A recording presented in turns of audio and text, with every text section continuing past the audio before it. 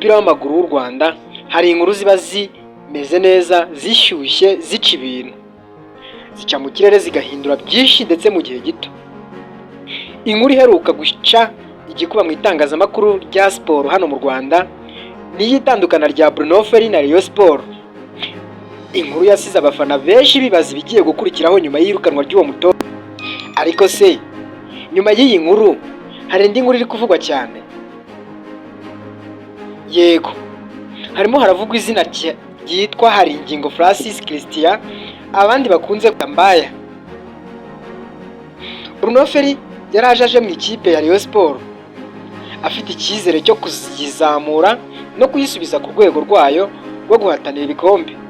Yaje asimbuye Afami ya Rotifi, ariko amateka arisubiramo. Amezi 3 gusa arashira, ubuyobozi bufata icyemezo cyo gutandukana nawe. Ibi byahise byibutsa ikibazo gikomeye Rayon Sport ifite muri rusange. Ese Rayon Sport ni abatoza cyangwa ni imikorere mibi y'ubuyobozi bwayo? Mu mikino yayoboye, Ferry ntiyabashije guha abafana bayo ibyo bari bamwitezeho.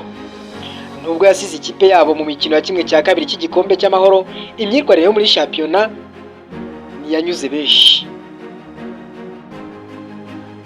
Iyo uvuze Haringingo ntabwo ari izina rishya riza ku bakunzi ba Rayon Sport.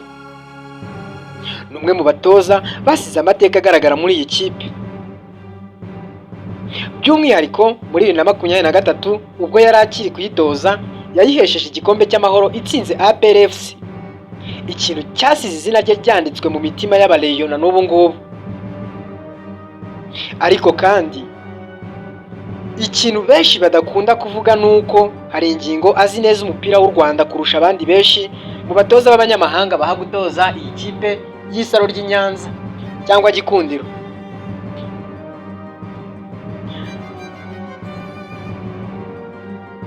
Yatoje amakipe atandukanye arimo Mukura Victory Sport y'Ibutare, Polisi y'i Kigali, Bugesera yo mu karere ka Bugesera ndetse na Rayon Sport bivugwa ko ari i Nyanza. Ibi bituma aba umutoza ufite experience cyangwa se ubunararibonye mu buryo budasanzwe. None se koko Haringingo niwe ukenewe muri Rayon Sport? Impamvu zishobora gutuma ahabwa akazi urebye ni izi ngizi. Ikintu cya mbere, Haringingo n'umutoza uzi shampiyona y'u Rwanda kurusha abandi benshi, baba ari Abagande, Abanyatanzania n'abandi. Haringingo biragaragara ko ari we mutoza ubashije gutoza iyi kipe cyangwa se wigeze kuyitoza akayigeza kure mu myaka ya vuba aha. Ikindi, azi Rayon Sport n'abafana bayo kurusha undi wese, azi igitutu kiba muri iyi kipe. Icya gatatu, yigeze kuyihesha amahirwe yo gukina mu mikino ikomeye.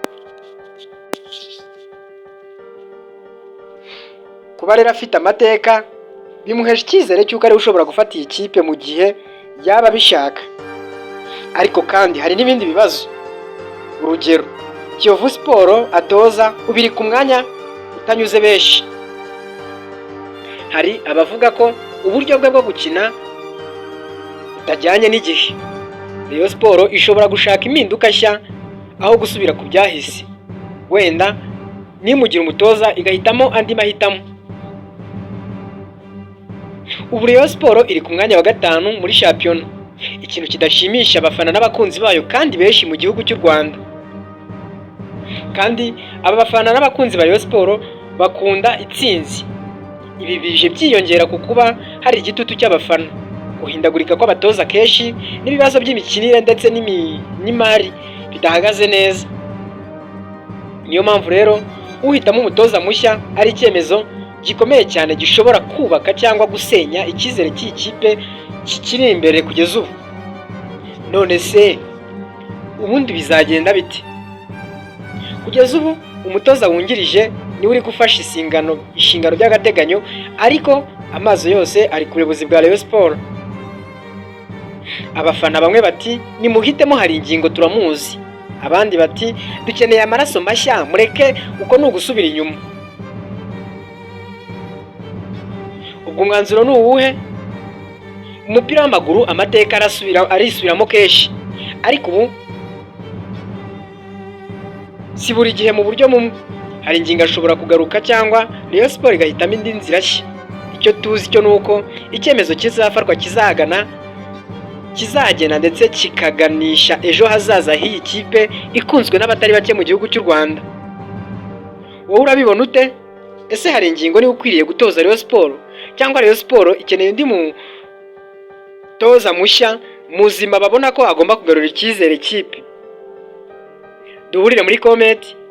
Nyabuneka rwose ugende ubanje gukanda subscribe, like, share kuri iyi nkuru igere henshi hashoboka.